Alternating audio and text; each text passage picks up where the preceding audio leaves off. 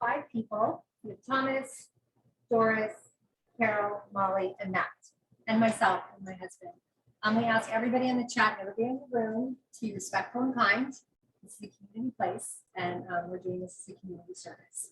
So the hour is yours to do as you wish. I'll monitor the questions on the chat, and any question that somebody asks in the room or that I ask you, you could repeat it so that everybody can hear it. That would be good. Sure, I'll do my best. Okay. Well, first, let me thank you and Victor and Alan Brooks for opening this forum in the community to me. It's a great opportunity to get together, answer some questions, and talk in a bit more depth about my responses and your questions and how we might come to the best outcomes moving forward. I'm Salim. I'm running for re-election to Mercer Island City Council, position 2. I joined the council in 2017. Before joining the council, I was on the 42-member stakeholder committee, which worked through about a year-long exercise revisioning town center. So we worked on bid block connections, daylight planes, setbacks, retail mixes, heights within town center, and how basically to update the old town center visioning exercise to create a more vibrant downtown. Ultimately, our work was remanded to a joint planning and design commission, which then made recommendations to the council, which they enacted prior to my joining. While serving on the Mercer Island City Council, I've served on a number of regional boards and commissions. I worked on King County Flood Board, King County Growth Management Planning Council, and also the Salmon Recovery Council, WIRA 8. I've also worked within a number of Mercer Island boards and commissions, the Library Board, the Arts Council I've been on since almost the beginning, Sustainability Committee. I'm one of the founding members of the Finance Committee, which drafted the first ever financial guidance for the procedures for the city, which will help future councils build out and plan biennial budgets. And I've worked on a number of ad hoc committees. For instance, I just got done with 20+ hours of interviews on RFP responses for the town center parking study, which is going to get kicked off early next year. So that's a little bit about my service. I want to make sure we get to questions, so I'm happy to take the first question. So I have the first question from online, and I'll try to alternate online. Salim will manage the people in the room. And Salim, can you just make sure I repeat the question? Even these questions. Yeah, they can hear you better than they can hear me. So Meg Lippert wants to know, what is your position on overnight camping in our public parkland? What is my position on overnight camping in a public parkland? So one of the things that differentiates me from my opponent is I have a voting record. My voting record on public safety is very, very strong. When I look at public safety, I don't look just at policing. I look at police, I look at fire, EMT, medical services, and YFS. My voting record on this is a strong support for the no camping ordinance that expanded the existing no camping ordinance that we've had for decades that just covered parks to include the rest of the city spaces. So that meant city rights of way, city property, library property, schools, all of the rest of the public spaces in Mercer Island. And I felt strongly about this because what we were seeing was an increase in people experiencing homelessness, migrating to those spaces and trying to live a life. The life that we saw them living was maybe exemplified best by driving across the bridge and seeing the state of Seattle had become. And it was unconscionable that we could continue to let that happen to folks that really are surrounded by services but have a hard time connecting to them. So the impetus of 21CO2 was, of course, expand the no camping ordinance that we've had for 2 decades in the parks to include the public spaces.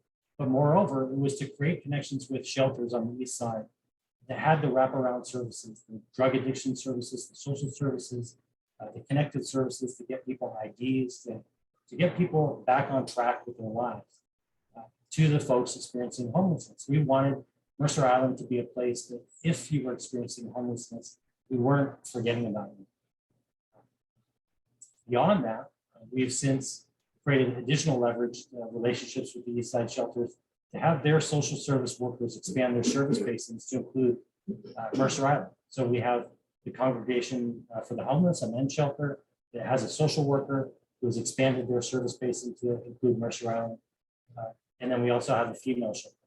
That allows our police officers, when they're identifying folks that may be in need, to instead of roll up in uniform and instead of approaching somebody that might be defensive about a law enforcement officer, to call a social worker that can come out and really talk to them about what are they experiencing, what services might they need, and how could we connect them to those services, which are really in abundance in our region, but difficult for people that are experiencing homelessness to get to.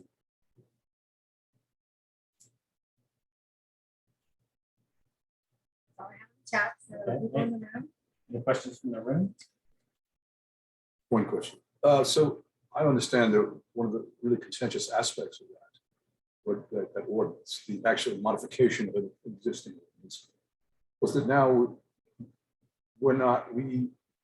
the police are capable of asking somebody to leave or forcing them to leave without some sort of 48-hour citation. They can be told, you can stay here for 48 hours, but after that you have to leave. As is, I guess, the law in Seattle. Our provision doesn't allow it. Ours is the police can get you a social worker, and you either accept the social worker, or they can basically boot you off the island. Is that correct? Or? So the question is, how might our 21 CO2 ordinance implementation differ from any ordinance that exists in Seattle? Seattle has a similar and has had a similar no camping ordinance for a long time. Their fines are much steeper. Their penalties in terms of jail time are much longer. It is really much more punitive in our view. 21 CO2, as it was passed in Mercer Island, is designed to, as quickly as possible, connect people to services, which means establishing short-term domiciles in parks for 48 hours, and then having staff reaching out to them, having to tag tents, having to track 48 hours, and then having people move, shuffling around, is not a future for people experiencing homelessness that we thought was productive. We did not include any components like that, nor would I include any components like that, because the reality is on Mercer Island, the number of people experiencing homelessness is reasonably small. It is a problem that we can deal with compassion, with empathy, with services, and by making connections. This is not the type of thing that a typical community member can do, because these are complicated circumstances that affect homelessness, but we feel confident that we're finding the right services to wrap around the people on Mercer Island that are experiencing these issues so that we can get them the help they need. And that goes beyond just finding a pathway out of homelessness, because we have relationships with ARCH, which is a regional coalition for housing, which is made up of a number of member cities, East Side member cities, where we're building and creating affordable housing units all the way down from 0 county median income up to 60–70% county median income. And we have those affordable units on Mercer Island. We also have a Mercer Island Youth and Family Services Housing Assistance Fund. And the Housing Assistance Fund is available to islanders that are experiencing challenges paying their rent. And all throughout the pandemic, we made the extra effort to fund that well beyond its prior funding levels, to keep people in their homes, to keep them safe, and to keep people from entering homelessness during a pandemic. And we continue to do that today. And we continue to track the ending of the rent moratorium and how that might affect people on Mercer Island, and how can we find ways to keep them in their home, which also carries over to the ending of the moratorium on utility bills and utility payments that might be in arrears. How can we find ways to get people back on track rather than be punitive? Any other questions from the room? One of the things I really want to talk about is I want to talk about town center. And I know that Victor here is one of our planning commissioners, and I know he will engage me on this topic. But Mercer Islanders know when they drive around Mercer Island's town center that it could be better, that there's a lot of potential, and they've seen a lot of things that have happened that I think that they like. When they see a business like Pagliacci, which is a single-story infill type redevelopment that is in a parking lot next to a park, they say to themselves, why can't we have more of that? And when they see a development go in, such as Aviara, the Legacy, the Hadley, any of the post 2005 developments that have occurred along 27, they wonder to themselves, why do we lose so much retail? You know, with every new development, we're losing 14 to 30% of the retail square footage when the building becomes a multifamily, you know, 3/1, 4/1 type development. One of the things that the council has been working on for last year, and something I'm super proud of, and something that I'm super excited about, and I think Island residents are really going to appreciate, is how can we create zoning that protects restaurant and retail in town center and expands it for the future growth of population that we know is happening. And we're always growing. What we've remanded to the planning commission, so what is before the planning commission, but has already been proposed by the Merced City Council, is to take all of the parcels in town center and ascribe a floor area ratio of restaurant and retail that is to the total lot size. So if you have a 100,000 square foot parcel of land and you want to redevelop it, and it's subject to the FAR ratio, meaning it hasn't already redeveloped, we're going to require that a quarter of that parcel be small restaurant and retail. We've asked the planning commission to put thought into what should be within that ratio, that 0.25%, 0.2623 ratio. But to juxtapose that with what are we seeing in current redevelopment, we see 0.1112 restaurant, retail, and personal services inside redevelopment. So it's 135% increase in the amount of restaurant and retail the Islanders are used to seeing every time something redevelops. We know that the property values in town center have climbed steadily. We know that there's a number of properties that are poised to redevelop. We see one right now that's vested. The permits are vested with the city of Mercer Island, which is the Sheen Water Development, which will take away the King property that is on 78th and 29th, and Mud Bay, which is kind of catty corner on the other side of that parcel, fronting 77. That redevelopment alone, which is not subject to this FAR because it's vested before this new code is going into place, is losing fully 1/3 of its retail square footage, which is sad to see, but has been a strong motivator for the city council to develop ways that are unique within our region, which are groundbreaking. There's no other municipality that has figured out this kind of formulaic approach to building, retaining and building a retail base in the town center. And so we're pretty excited about the possibility of having that code come out of the planning commission with their inputs, their improvements, and instituted this year.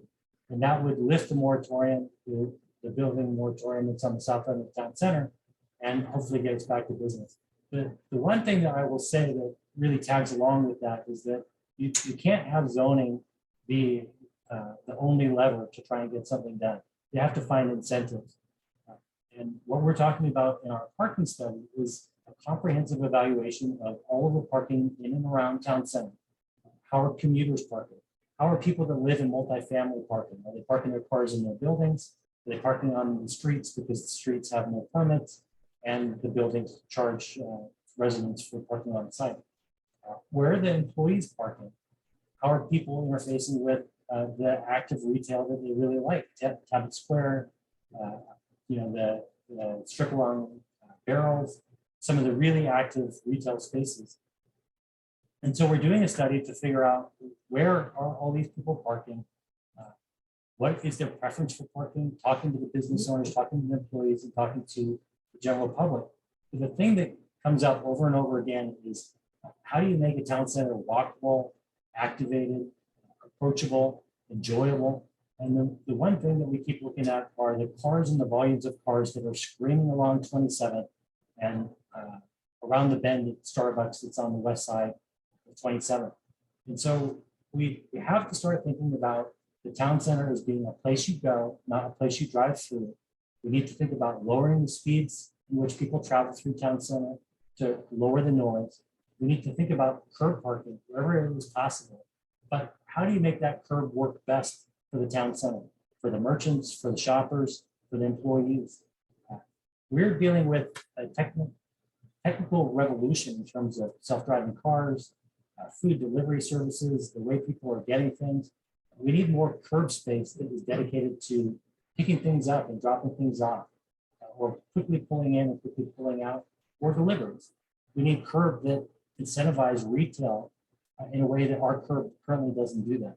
We have a massive opportunity along 77th and 80th, which are two very wide streets, which encourages cars to drive at speeds that are generally too high. We have a lot of opportunity to create very inexpensive parking, and then tag that along with a parking management plan that really optimizes that for business activation. We've created the technology with ALPR on our police cars. This was technology that I supported that will allow parking enforcement, parking demand, pretty advanced parking protocols to go into place so that we have a parking protocol that is turning over and working for the community. But the reality is, if we can create a parking program that works for town center, that activates the code, what we can do is start to provide that incentive to infill development like Pagliacci's. And we could say, for example, to the next 9 or 10 restaurants or retail, small restaurants, small retail infill. If you will build 1-story infill retail development or restaurant, let's say 1,000 or 2,000 square foot max, we will relieve you of your on-site parking requirement. And we will put that parking requirement into the city's right of way. And that would include the additional parking spaces that we create on 77 and the additional parking spaces that we create on 80th. If we can do that, we can start to blend incentives with zoning code to start getting the mix of businesses that people want and expect to see. Right now, we kind of say, it's up to you. Whatever you can park on your property is what you can develop. And unfortunately, we have potentially really active parcels of property. There's a small triangle-shaped piece of property outside the Starbucks drive-thru on 27. It can't be a restaurant, it can't be retail, it can't be anything other than a small office because it has 3 parking spaces. You could take a space like that and really activate it if you get creative with incentivizing and moving some of that parking requirement off-site. Other thing that we can do is we can make sure people are aware of the parking opportunities that do exist. A lot of parking underneath parking structures for the multifamily mixed-use building. Some of them allow walk-off parking, some of them don't. But having a common way, a common understanding of signage on how to identify those opportunities so people can find them. Not everybody wants to park underground, and I get that. I want to create a lot of on-street parking opportunity, and I want it to be very approachable for people that want to do business and dine and enjoy their town center.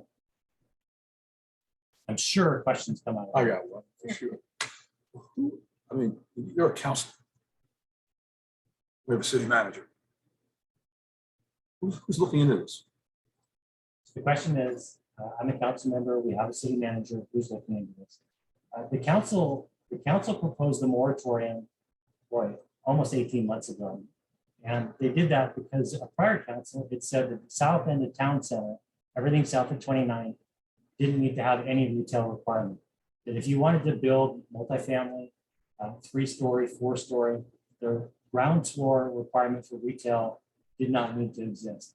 We felt very strongly that the data that the prior council received to make that decision, to inform that decision, was wrong. And so we wanted to study that issue again. So by putting the moratorium on, we stopped development, redevelopment that would have included multi-story, any single story or as by right development could occur. We exempted the farmer's frontage that is on the west side of 77. And personally, I know there was some contention about that issue, but I did it because Farmers was proposing 48 homeowner occupied townhouses, high-end townhouses. And the town center is mostly apartments. We have, I think, 2 buildings that have condos in the town center. And one of the things that I feel strongly about is creating a mix of housing, especially for islanders that are empty nesters that want to move to the town center because they like the idea of being close to services and retail, but don't have something that they can buy and they would like to buy something. So I supported exempting that, but the rest of the south end of town center was subject to the moratorium. This allowed us the time to study from an economics perspective, how much economic activity is derived from the town center. And we used Department of Revenue data that was pre-pandemic pandemic, and now maybe we call it post-pandemic, we hope, to look at spending in just restaurant, retail, and small personal services that are the types of businesses that we here at Islanders want more of. What we were able to do is find all of the square footage, identify it using CoStar, again, using a consultant to do this analysis, and match the revenues to the commercial square footage and the vacancy rates to calculate how much retail and restaurant the town center could support. And the answer is it can support all of it. It can support all of it and then some. And then the then some is another 30,000 square feet. That's roughly what, 10 island books more as we grow through 2044 based on our population targets. So we've taken a very methodical approach to understanding what is the retail base, the restaurant base in town center. I know that there can be more precise ways, more perfection to the methodology. But we chose a methodology that is going to outlast this council. We use CoStar data. We use Department of Revenue data. These are data sources that are going to be around 20 years from now. And anybody that looks at what we can do, what we did or what we're doing, will be able to update it with the same data sources to have an apples to apples comparison. And so really, that's a long way of saying I'm a pretty data-driven kind of guy. I like the data to tell me where to go. I like listening to our residents. I want to know what they want, what they expect. And when you can put those two together and come up with zoning solutions, parking incentives, comprehensive approaches to building a town center that people want and need, I think that that's the outcome that's best for Highland. That's what I'm working towards.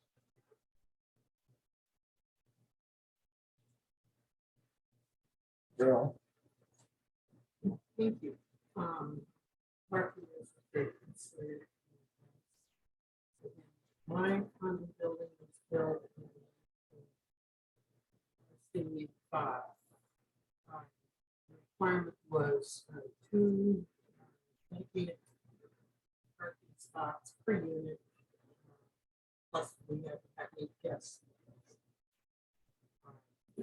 Someone made the unfortunate. The unfortunate, this is task force. The unfortunate decision was made. We said something like 1 or 1.5 living unit, whether it's apartment or condo.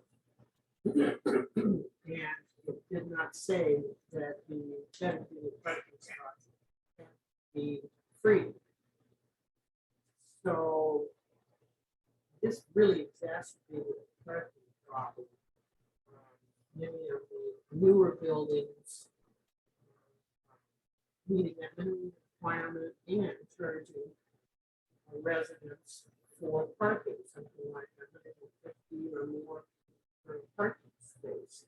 So that's why they're all taking up the city streets. Is there a possibility of undoing that decision, at least to the point of compelling the building owners to provide at least 1 parking spot per resident without charge? Sure. All right. So let me repeat the question. So the question is that in an existing condo building in town center, I presume, is it in town center boundary? If we're going to Okay, so that's a town center condo building that had a parking ratio of, let's say, 2 to 1 in parking units plus guest spots. Over time, started to see the unintended shift of parking offsite because the condo association started charging for parking, or people felt that parking on the street was maybe more convenient or advantageous. The question is there something that we can do to push that back? So in our town center, the multifamily building requirements have different capacities for retail parking, resident parking, different types of retail, mixed restaurant parking. They all have different ratios. One of the concerns that we've had is, are the ratios right? And are they being enforced? Are the people in the building where the parking spots have been created using them? And the unintended consequence is that many of the parking structures in the multifamily buildings have started charging monthly $150 a month parking fees. And so there is no disincentive for a person to park on the street. There's ample street parking. There's no permit required, 24 hours a day. And that's generally what you see with frosty windshields in the morning when you drive through town center. It's a car that's been parked overnight, typically belongs to a resident. There are a lot of strategies that we can use to change them. We could look at techniques like street sweeping. California does this all the time. It's run the street sweeper through town center every morning at 5 a.m. Your car's there, it gets ticketed and towed. You can charge for parking. You can charge for overnight parking. And in fact, if you charge for overnight parking, all you need to do to fix this problem is charge a little bit more than the buildings that are charging. So if you want to park overnight in the city streets in the town center, it might cost you $175 a month. Your building will ultimately be cheaper. And the idea is that we want to put the cars back where they belong. If we granted a permit for a building to be 5-story tall and have 200 parking spots to support its residential units, the expectation that the residents had when that occurred is that those units would be parking in those spots, not parking in city streets and rights.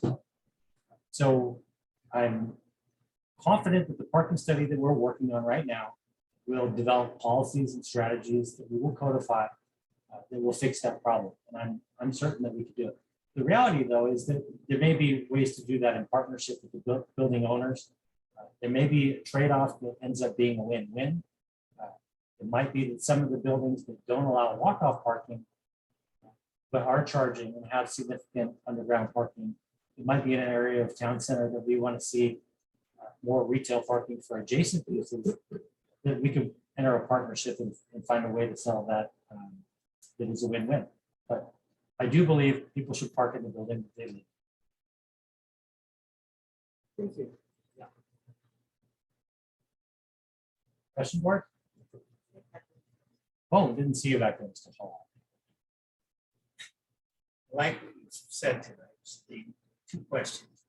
One is on the restaurants, next to 1,000, 2,000 square feet. I believe the new development across the street here is talking about 1,000 square feet, which is really a hot dog stand. It's not much more. So I think that can get closer to 2,000 or above, because you take a good sized kitchen and bathrooms, kitchen, that's the area for people to congregate. Yeah, so the question is, in terms of providing off-site parking incentive to incentivize infill restaurant and retail, I had made a suggestion that 1,000, 2,000 square foot type infill development, that we could do about 10 of those. I'm calibrating that answer to how many parking spaces I think that we can fit in the city rights of way. We can't relieve somebody of an on-site parking requirement without creating the parking somewhere. Well, But I don't want to have 2 new restaurants eat up all of the parking incentive that we create. But it's a good point. It might be that we could create 5 new restaurants that are infill development and relieve them of the on-site parking requirement. I think those are details that will work out as we develop a parking study, as we identify how many on-street right-of-way parking spots that we can create, how we would prioritize those in terms of 4-hour parking, 8-hour parking, 6-hour parking, commuter parking. But my it's second question was, some of the newer developments didn't happen, like at Tully's. They were proposing 0.75 parking units for residents. That was shared with Micah and Sound Transit. Your data guy, I can't even see how that is even feasibly possible. And as we get new developments in town center, parking for those developments is critical. They're providing that in that development. okay. So the question is, We've seen a range of proposals for development in our town center. One of the thorniest issues that always comes up is the ratio of parking stalls to residential units and also retail that's going to be in the building. And we've seen everything from 0.75 parking stalls per residential unit to maybe 1.6. One of the things that has snuck into the implementation of our parking code prior to my joining the council has been this concept of shared parking. May not even be codified that way, but shared parking is effectively saying that a parking stall for a resident may share uses with as a parking stall for, let's say, a business or a restaurant during the day when the resident is likely to be at work. And that when the resident comes home, that stall would then be available for a resident. I think that the pandemic has taught us a lot of things. And one of the things is that we don't know what people's travel patterns are. We don't know what people's work patterns are. We have no guarantee people are going to drive a car to a place at work or stay at home and work or create a new business that is completely virtual. Maybe they have a car, maybe they don't. I think what we need to settle on is that we are a region that is going to have light rail. There will be opportunities to use the light rail to do things, but they won't allow someone to do all the things that they want to do. It won't go to Costco. It's not going to go to the hardware store. It's certainly not going to do a big shopping trip and bring it back to your house. There's going to be need for parking. And so having the appropriate number of actual physical parking stalls to physical housing units is pretty critical. I think that the thing that will drive that home is when we do the parking study, when we talk to retailers in town center about what do they need, where their employees park. Once we figure out Mercer Island residents and their commuter parking challenges and solutions, we're going to find that the demand for our city right away parking in town center is at capacity. It is not going to be able to carry the multifamily vehicles that are currently, dominating our city streets. So we'll solve that problem, I think, in a way that will be constructive. But I do think that we will look at the code going forward to make sure that we're constructing enough parking stalls per residential unit so that we're not exacerbating.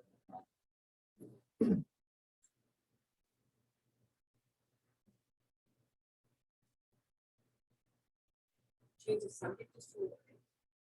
So, at your council meeting before COVID, you had a number of people who express their desires or their wants or issues, or someone that was running for council said that they would object to that because just rambles on. What is your opinion on having people come and testify? Okay, so the question is, at Mercer Island City Council meetings, in person or virtual, we have public comment. And right now you need to register to make a public comment so that we can get to you a Zoom link to log in. Prior to COVID, all you had to do is show up in council chambers. There was a sign-up sheet. You could use it or not, it really didn't matter. But you had 3 minutes to say what was on your mind. Most people talked about an issue that was before the council at that meeting or around those times. The question is, there is another candidate for city council that thinks maybe this is not an efficient use of time, not adding sufficient value, and maybe should be done away with. I take the opposite approach on that. I really enjoy public comment. It's an opportunity to hear directly from the public, their unfiltered views on any topic. It doesn't have to be a topic that's before the council. It informs the discussion when it's done right. I've been in so many council meetings where somebody has come up and given public testimony, and there is a legislative action that is underway that has paused to consider those public comments and sometimes even changed course. Now, I'll talk a little bit about that. I have supported, in fact, having a town hall because I feel like the 3-minute comment period is nice, and you have people that appear before the council frequently, and they're very polished and professional in their deliberations. There's also a lot of people who would like to get together in an event like this, but not relative to an election cycle, just to talk to their council, just to ask some questions, just to get some responses. And I would fully support having, we have a lot of meetings. There's no reason we can't allocate a couple meetings to town hall, where we have the full council available to have a dialogue with the community. You want to tag on that? I'm trying on the subject. You finish. So I'm not sure who made that comment. I wouldn't support that at all. I get a lot of value out of 3-minute comments, and I hope they keep coming. At some council meetings, and especially at the community input, meetings or the forums or the community invited, we have, unfortunately, I've been looking forward to hearing about all sides of the issue. Instead, what I got was a particular group or this particular group, depending on the subject, having all 32 members of the group get up and say almost the very same words. And it took up our time and time away from valid arguments on valid views otherwise. So they dominated the conversation. I think that's what I object to, and perhaps some whoever made it was talking rather than expressing community input. I was on the board of the farmers market, and there was an issue coming from the board, both coming from the board, that was near the first. And we were told, could you please just have one representative of the group present the case instead of having 7 or 8 people get up and make the same plea. That's fine.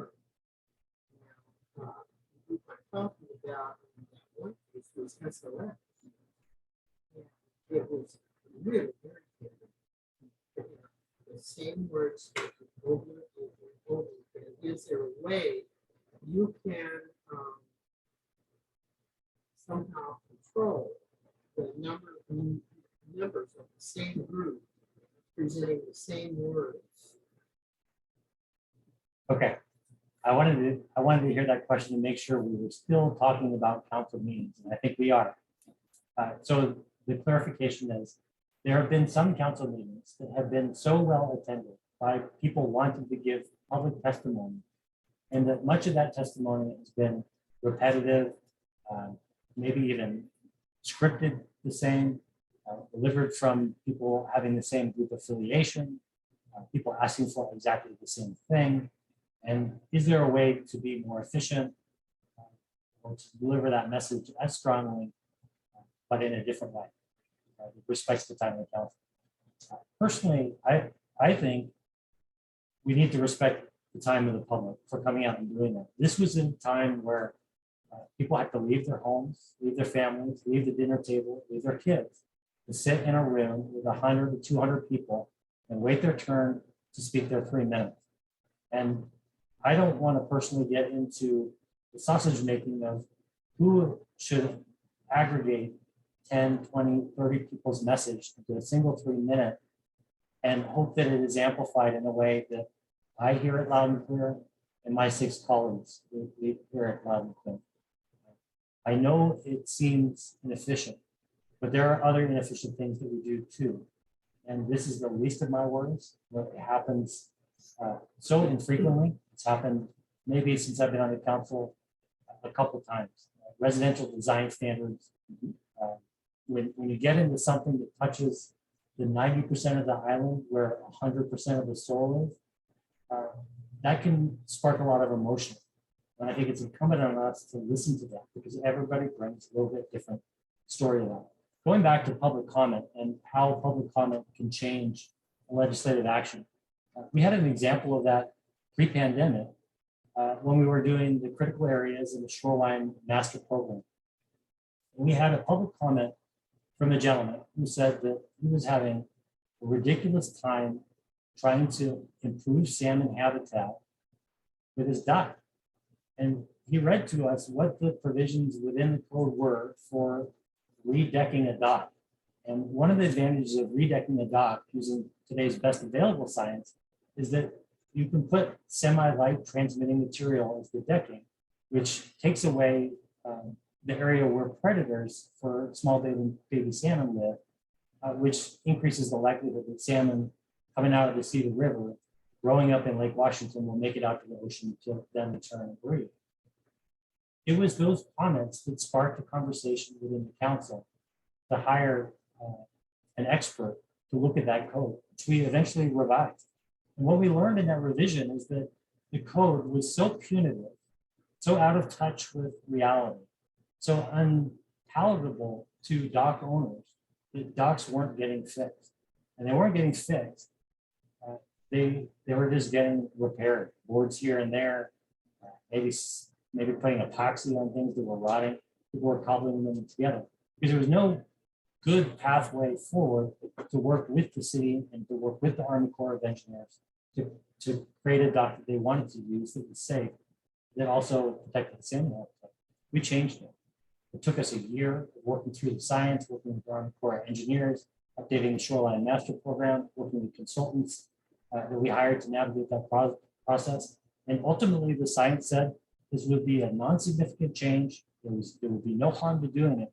But what it did do is it incentivized people to then go about repairing their docks. And now we're seeing a groundswell of docks that were previously creating habitat for predators for salmon, the mouth of the Cedar River, getting refurbished, getting the salmon decking, taking away those predatory habitats, and that is going to be helpful to commercial around. Same is true for incentives with pocket beaches. You know, if anybody has a bulkhead or boulders, a concrete wall that abuts the lake, they have to realize that that is ruining salmon habitat. I understand it's serving a function, but there are other ways to serve the same or similar function with pocket beaches and shoreline restorations to respect the ecosystem around us.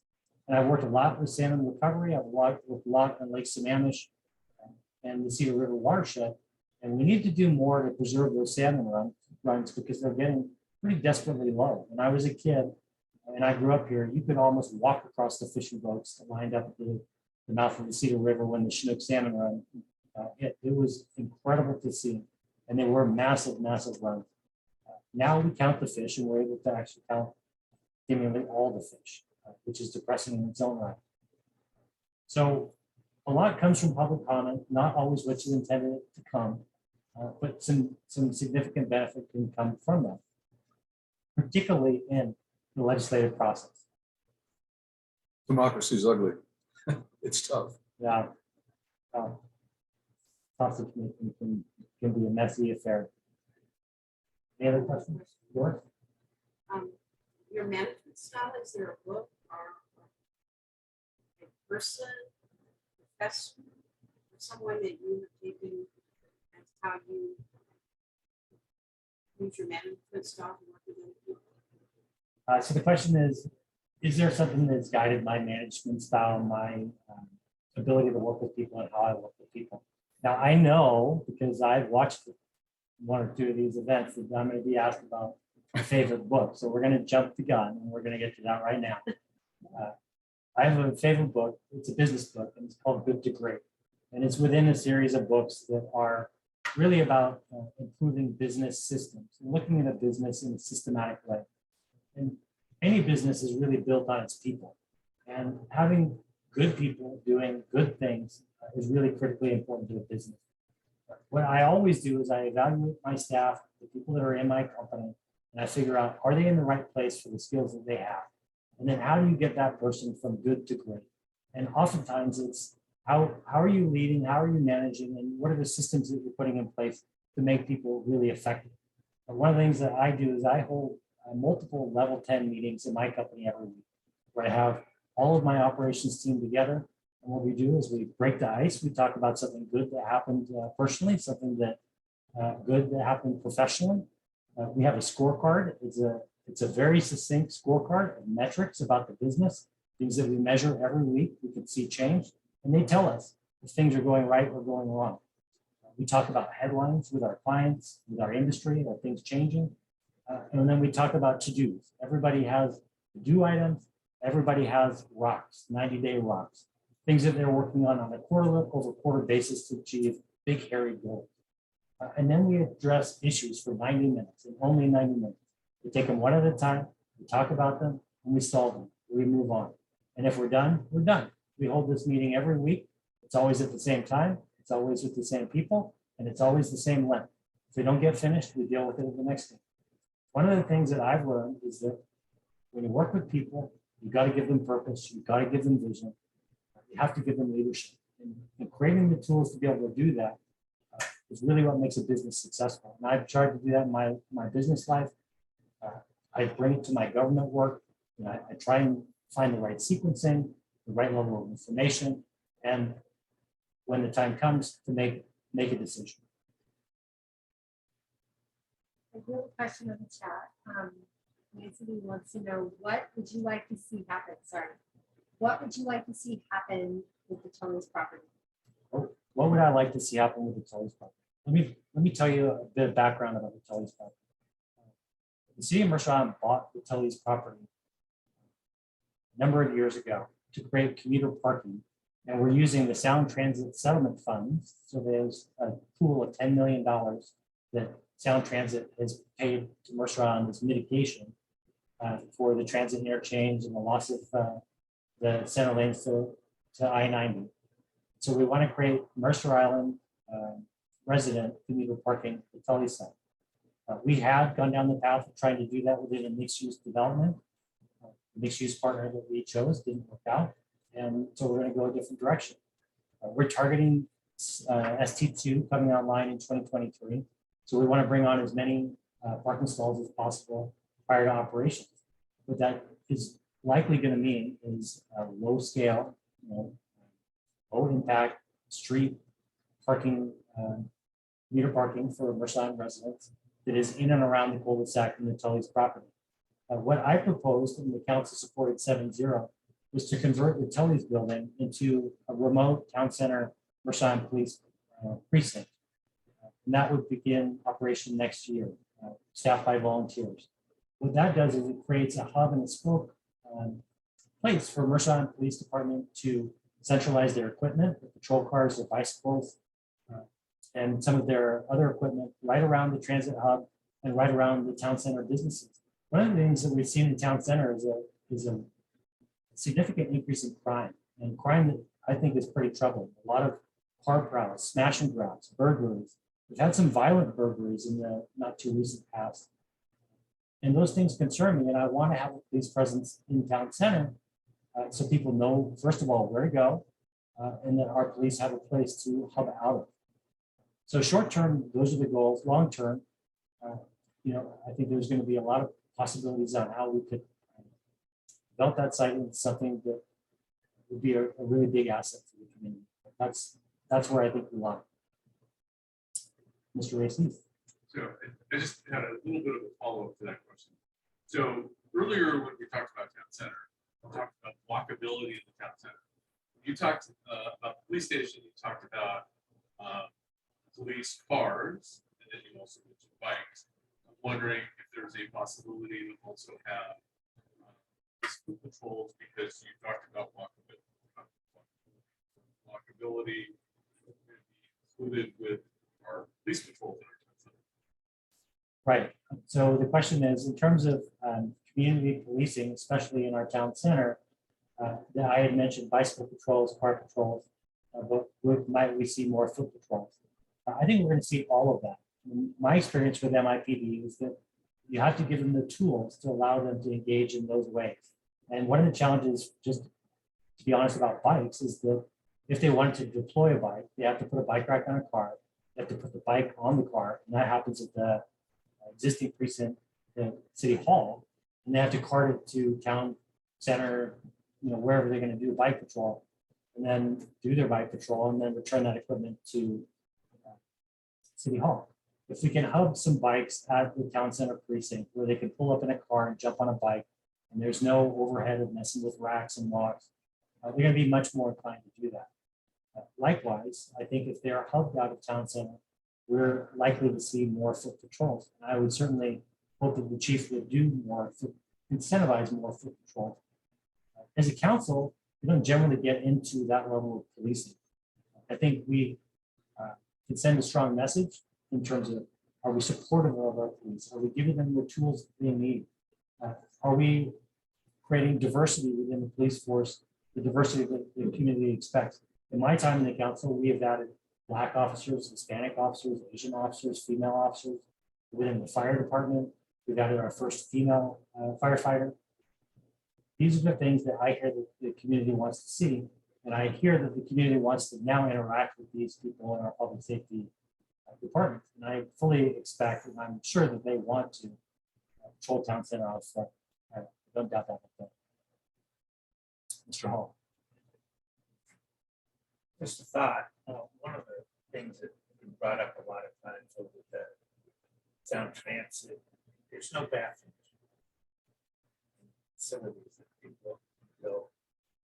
I think you could double that, totally as a public bathroom too. Okay, so the question is, Sound Transit and their implementation of our light rail station and the bus intercept that is covered in the settlement agreement has no public bathrooms. Could we increase the Tully's building envelope to include some public bathrooms? Of course we could. Of course, that is something that we could do. Is that the best thing to do in that location? Is it the right thing to do in that location? I don't know.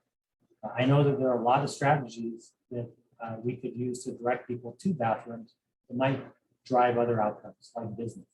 You know, there's nothing like going to a restaurant to use a bathroom and then dying or get a cup of coffee. If we can do things to create the right type of restaurant infill, retail infill around the train station, which is going to see a lot of activity. You know, Sound Transit is talking about bringing in 14,000 passengers a day and dumping them on the north side of North Commercial Way to cross North Commercial Way to enter the train station, and then do that all in reverse at the end of the day and throughout the day. They're also proposing that buses park along North Commercial Way on both sides of North Commercial Way, so the south side and the north side, waiting for indefinite periods of time, 24 hours a day. And this is all when we have a settlement agreement that we negotiated, the Sound Transit signed, that said they would have all the loading and unloading operations on the south side, but they would only have 15-minute bus layovers, and the bus layovers would only be on the south side. Why did we do that? Why did we negotiate for that? We did it because North Commercial Way, now that Island Crest Way, SOV, HOV access to westbound I-90 is no longer available to single occupancy vehicles, North Commercial Way has become the main thoroughfare for people to get westbound on the I-90. So you're going to have 20 buses an hour pulling through that, many buses stationed on both sides, 14,000 pedestrian crossings. And now all of the volume of most surrounding cars that used to take that exit, I think it's around 2,300 per hour, now passing through North Commercial Way to get down to the I-90 westbound runway. So it's an area of significant concern. It's an area that I have been staunch in my support for the litigation against Sound Transit that uphold the agreement that they signed, which again is operations on the south side, layovers on the south side, and 15-minute layovers. It is not Mercer Island's responsibility to become a bus barn for Sound Transit when they could do that at the opposite end of the run. It's just that they've chosen to disregard that aspect of the settlement agreement. Any other question?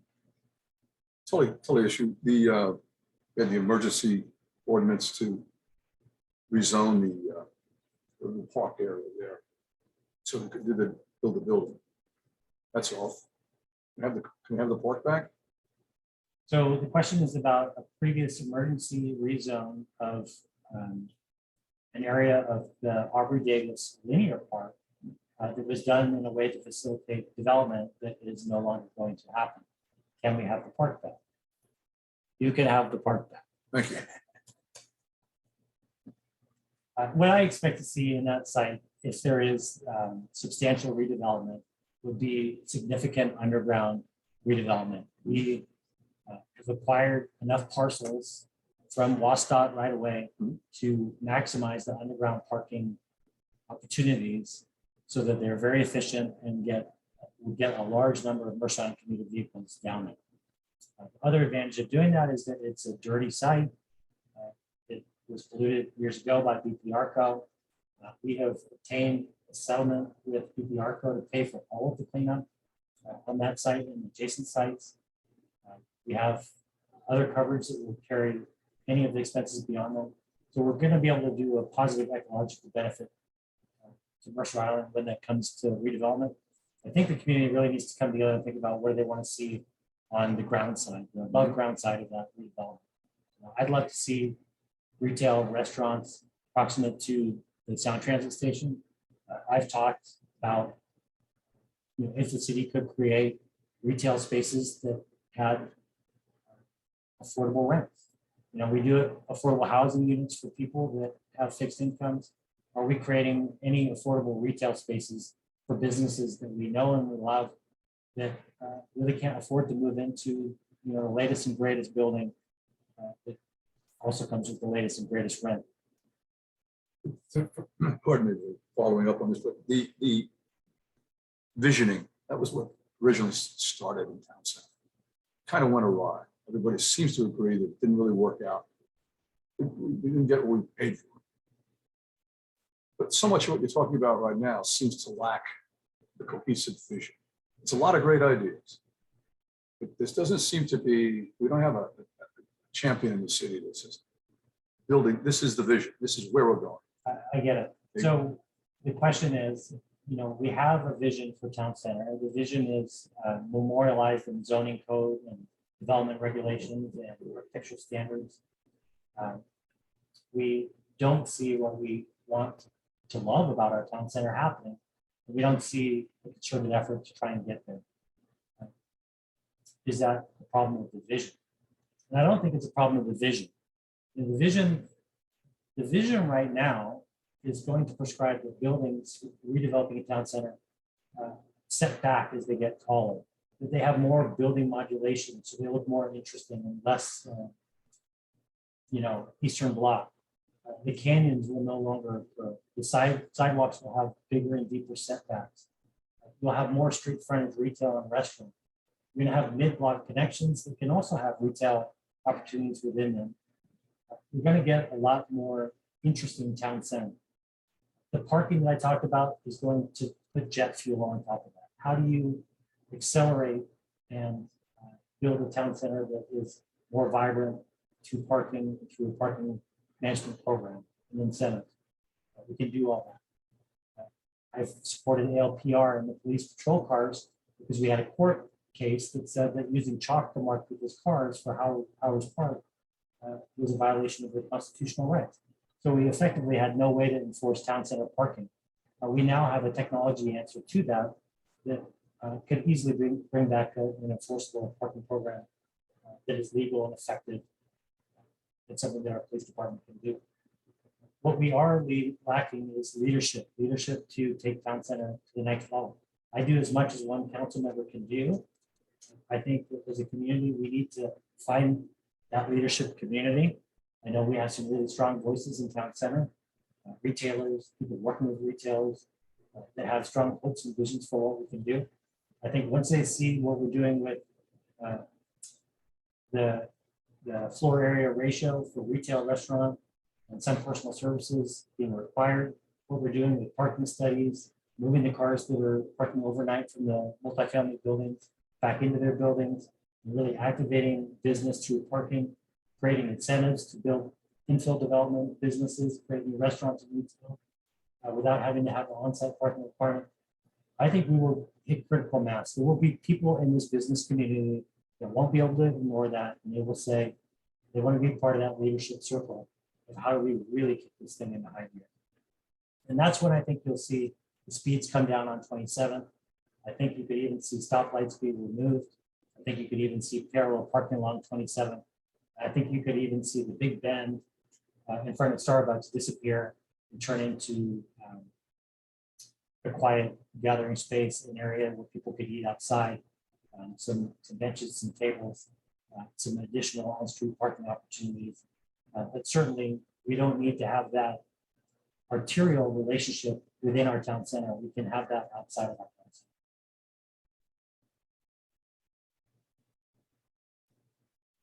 We got 6, we've done an hour. Does anyone else have any questions?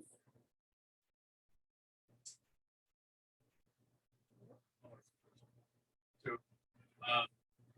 you may have heard us talking earlier, there was a fire on the south end today. And the fire department has come up in a number of these sessions. Over time, funding of the fire department, all that. I was wondering if you could give us your thoughts on it. And help educate us both on the issues as well as what are some of the solutions. Yeah. So the question has come up about Mercer Island Fire Department. There's been a lot of discussion in the community about the cost, the growth of cost, the overtime that goes into the fire and EMT services. So can I speak to that? I can. Let me first start by saying everybody wants a local response from the fire department. Everybody wants to be able to pick up a phone, dial 911, talk to a local firefighter, or local fire response person, and know that they're going to receive a timely medical or fire response that comes from Mercer Island. That means the South End station or the North End station. Everybody expects that. I had an experience when I was a new father back in 2015. My son was 4 months old. This was the first time that I was at home alone with a 4-month-old, and I'm a first-time dad. My wife left to go out with friends, and lo and behold, an hour after into this adventure, our son Elliot starts crying. And he starts crying louder and louder and uncontrollably, and then crying to the point where he seemingly stops breathing. And I tried calling everybody, my mother-in-law, my wife, nobody could get home, nobody, but this kid kept crying. This was super unsettling to me. And I called 911, and they were there within minutes. Unfortunately for me, and I was running for city council this time, right before they walked in the door, his diaper filled to 110% capacity. The crying stopped. I had a giant mess. I was so embarrassed. But I was happy to see them. I was happy to see the firefighters. They checked everything out, walked around, said have a good night. But that is the experience that Islanders expect, and that's the experience that I in the next term would absolutely deliver. In terms of how do we deliver fire services now and moving forward, I understand there was a fire on the south end of the island today. I'm sure when you were there, I didn't go myself. You saw Mercer Island firefighting companies. You probably saw Bothell, maybe Linwood, Redmond, Eastside Fire. We in the Mercer Island area and surround have mutual aid agreements with all of the other fire departments. When there's a fire on Mercer Island, our single fire company can't necessarily put it out. And the call goes out to our mutual aid partners to dispatch units to Mercer Island. And that's what you see in these coordinated fire responses. It really is a regional response to firefighting. And I don't know why we look at Mercer Island in a way that is absent of the regionalism that is necessary to be effective at firefighting. We want to have a good complement of the South End and North End Mercer Island Fire Department, but we have economies of scale that we can leverage with the region that is around us. Training, for example, we have 30 firefighters, but we train 30 firefighters. Bellevue will train, hundreds of firefighters. Inside firefighters will train hundreds of firefighters. A lot of these people could be consolidating training, HR, legal, some of the functions that are non-core among the larger pool of firefighting resources, EMT resources. There are other challenges. We used to have ladder trucks on Mercer Island, and we used to have those because we could man them with volunteer firefighters. We have lost all of our volunteer firefighters because the unions have grown, the professionalism within the firefighting profession has grown, training is increased. It's hard to staff up volunteers to the levels that our insurance really requires. But then again, we are not providing opportunities to Mercer Island firefighters to staff a ladder truck or to staff a different piece of equipment that we don't have on Mercer Island and we can't afford. So how can we look at Mercer Island firefighters and create a legacy that respects them. It provides career pathing, career development, and work-life balance in terms of providing the opportunity for overtime, but not demanding that so much of it come from so few. How can we do that in a way that makes a bit more sense? And I'm open to those conversations. I'm sure that the fire union, who's decided to roll over their union agreement, which should have been bargained this year, to be bargained next year. I hope that if I'm reelected, that they will be open to those conversations. I think we can make it a win-win. I don't think that we have to do anything that would threaten Russian firefighters being on Russian. I